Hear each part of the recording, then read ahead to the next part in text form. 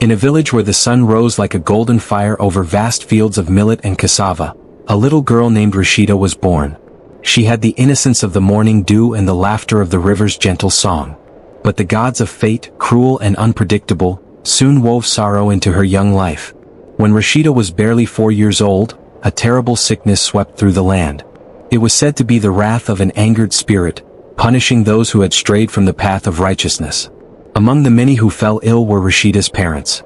Her mother, a woman with kind eyes and a voice like the whispering wind, held her daughter's small hand even as the fever consumed her. "My child," she whispered with what little strength she had left. "Never forget kindness even when the world is unkind to you." And with those final words, her mother's spirit joined the ancestors. Rashida's father followed soon after, leaving their little girl alone in a world too vast for her tiny feet to walk. The village elders, bound by duty and tradition, gathered to discuss Rashida's fate. They could not leave an orphan to fend for herself, such was against the ways of their people. Chief Bahari, the girl's uncle, agreed to take her in. His household was large, his wealth undeniable, but his heart was not as open as his door. And so, at the tender age of 4, Rashida stepped into a home that would never truly be hers. Chief Bahari's house was grand, with tall mud walls and a courtyard wide enough for 20 children to play in. But Rashida never truly felt at home within its walls. His wife, Lady Nia, treated the child with distant politeness but never with warmth. She saw Rashida as a duty, not a daughter. And then there was Amina, Chief Bahari's eldest daughter, who was away at the Royal Academy most of the time. She was too busy with books and noble aspirations to concern herself with her orphaned cousin. But the true storm in Rashida's life was Sabir. At 22, Sabir should have been a man of responsibility, a son his father could be proud of. But he was reckless, with a heart that sought pleasure over purpose. He gambled, he drank, and he spent time with friends whose laughter echoed through the village at odd hours of the night. The elders often shook their heads, whispering, "Chief Bahari is a great man, but even great men have shame in their households." To Sabir, Rashida was nothing more than an unwanted shadow in their home. He mocked her small frame, laughed at her dreams of education, and when no one was watching, he made her do chores meant for the servants. But Rashida was resilient. She found comfort in learning. Every morning before the first rooster crowed, she would prepare for school. She loved the rhythm of words, the dance of numbers, and the wisdom hidden in old proverbs. And among all her teachers, Mama Zabita was the one who saw the sadness behind Rashida's bright eyes.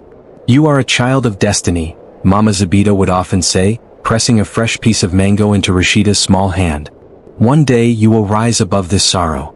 Rashida held on to those words like a sacred prayer, never knowing that her world was about to crumble once again.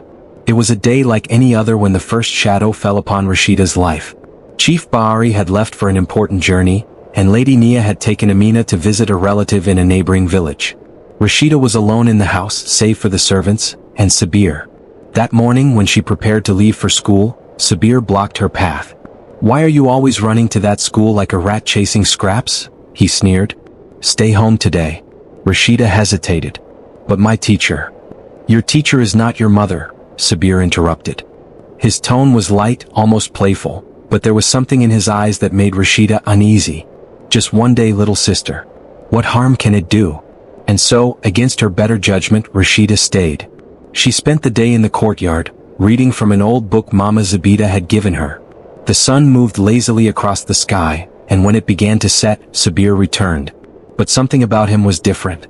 His eyes were bloodshot, his breath heavy with the scent of fermented palm wine. "Come inside," he said. Rashida obeyed.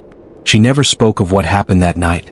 But the weight of it settled in her bones like an unseen wound, one that would never truly heal. Life went on. Rashida returned to school, clinging to her lessons like a lifeline. But soon whispers followed her like shadows. "She has grown round in the stomach," the women murmured at the riverbank. "And she tires so easily." The truth revealed itself in the worst way possible. One afternoon in the middle of her lessons, a sharp pain shot through Rashida's belly. She clutched her stomach, her breath coming in ragged gasps. Then she collapsed. Mama Zabita was at her side in an instant. She carried Rashida to Grandmother Queasy, the village healer. The old woman examined her and frowned. Then she called for the midwife. The verdict was final. The child is with child. The revelation sent shockwaves through the village. Chief Bahari was called back immediately. When he arrived, his face was dark with fury. He demanded answers. Rashida, too ashamed to speak, could only weep. It was Lady Nia who voiced what many were already thinking. She must have shamed us. What man has she been sneaking off with? But Chief Bahari, despite his anger, knew his niece. Rashida was no liar, and she had been watched too closely for any secret affairs. His eyes darkened with suspicion. He called for Sabir. At first the young man denied everything.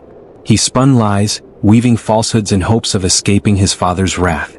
But the elders were not fools, and Chief Bahari had the patience of a hunter waiting for his prey. Finally Sabir cracked. His face pale, his lips trembling, he confessed. A terrible silence fell upon the village. The punishment was swift. The elders declared that Sabir would be banished, his name wiped from the family records. He was no longer a son of the village. But punishment could not undo the damage. Rashida, barely 11, was carrying a burden too heavy for her small shoulders. Months passed. Rashida withdrew from the world. The village, once filled with kind faces, now seemed full of eyes that only looked upon her with pity, or worse, judgment. When the time came, she gave birth to a son. A tiny thing with dark eyes like his mother's, but a fate as heavy as the mountains. But Rashida was too young, too wounded. Her body had borne the burden, but her spirit had been crushed. One night, as the village slept, Rashida lay beside her child and whispered, "Forgive me." And then she closed her eyes and joined her parents among the ancestors. The village mourned. They mourned not just for Rashida but for their failure to protect her. Chief Bahari, once so proud, now walked with a bowed head. Mama Zabida ensured that Rashida's son would be raised with love, but she never let the village forget. And so, the story of little Rashida was passed down, not just as a tale of sorrow but as a warning. A warning that even in the safety of home, darkness can creep in. A warning that silence is the enemy of justice. A warning that no child should ever bear the weight of another's sin. And though Rashida's voice had been silenced, her story spoke louder than ever before. If you liked the video, please give a like and subscribe to the channel.